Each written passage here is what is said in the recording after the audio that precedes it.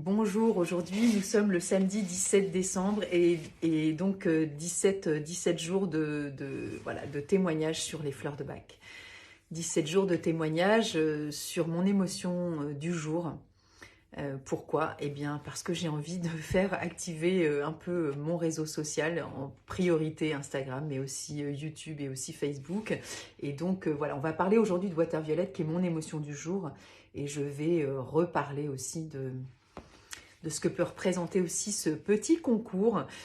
Donc abonnez-vous à ce compte, alors vous l'êtes probablement déjà mais pas forcément, et puis du coup taguez 2 personnes et vous allez être tiré au sort le 29 décembre, je ferai quelque chose en direct, je ne sais plus quand est-ce que ça tombe mais bon peu importe, et je saurais faire en fin de journée je pense, et voilà, et vous gagnerez un entretien de fleurs de Bach avec moi, ça dure 1 heure, 1 heure et quart et on verra ensemble quels sont vos besoins, c'est aussi une façon de découvrir les fleurs. Et quoi d'autre? Eh bien, écoutez, c'est déjà pas mal. Donc, Water Violet. Aujourd'hui, mon état d'humeur, eh bien, c'est cette fleur qui pousse dans l'eau, qui est la violette d'eau, et qui a tendance à être en retrait, déjà de par sa posture dans l'eau, parce que c'est quand même moins fréquent que les plantes qui poussent sur la terre. Et donc, c'est une personne, évidemment, qui va avoir ce sentiment de retrait, d'indépendance, de s'isoler du monde aussi. Et puis, il y a d'autres aspects. Il y a cet aspect aussi qui peut être très compliqué aussi pour elle à vivre, mais en même temps, c'est elle aussi qui initie cette émotion-là. Ça peut être une personne qui peut paraître froide, distante, fière, hautaine, qui va justement se retirer du monde parce qu'elle peut considérer que ce n'est pas vraiment, entre guillemets, le monde ne lui apporte peut-être pas ce qu'elle s'apporte à elle-même, c'est-à-dire cette capacité d'autonomie, d'indépendance, de capacité. Et c'est ce que dit Bach aussi dans le texte. Encore une fois, quand on apprend les fleurs de Bach, évidemment, on les apprend avec le texte de Bach. Alors voilà, moi je fais un stage aussi en janvier, en cours à distance, si ça vous intéresse. Pour ceux qui sont sur YouTube et Facebook, vous allez regarder mon site internet et tout pareil pour Instagram. Vous avez mon Linktree, vous avez tous les liens.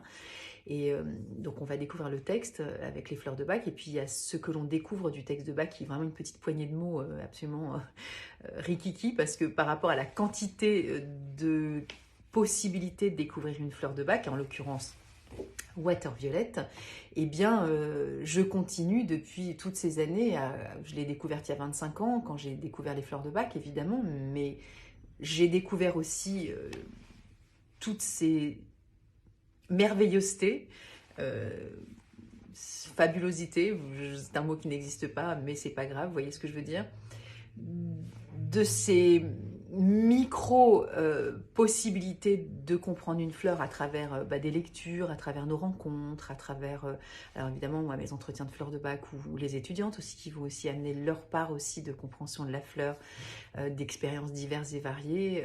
Ça peut être à travers voilà, une série télé, enfin... On n'a jamais fini de découvrir nos émotions. Encore une fois, il y a plein de gens qui ne prendront pas des fleurs de Bach et tant mieux. Le but de ce conte, c'est d'éveiller aussi votre état d'esprit par rapport aux fleurs de Bach et de se dire que les fleurs de Bach, elles nous initient aussi à nous découvrir nous-mêmes. Alors certaines personnes vont dire je me connais très bien, peut-être, mais peut-être pas tant que ça finalement.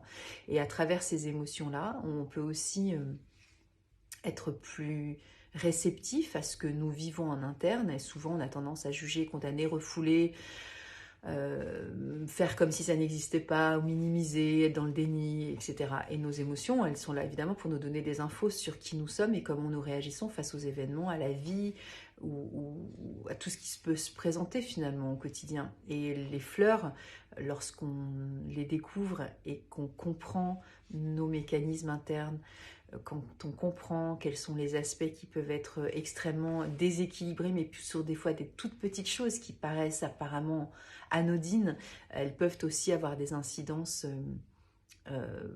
beaucoup plus impactantes finalement dans notre relation au monde, aux autres, à toutes nos actions, à ce que l'on entreprend, etc., etc.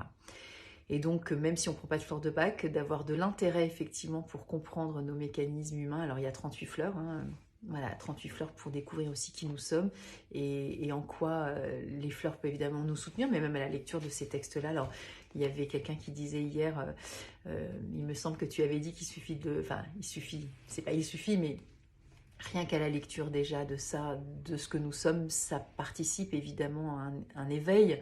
Évidemment, le fait d'être conscient, ça nous permet d'être plus autonome aussi, plus responsable, et de pas relayer notre état d'humeur ou ce que nous vivons sur les autres, mais de se dire que nous, on a aussi la capacité de changer les choses si on a le souhait. Ce n'est pas toujours le cas.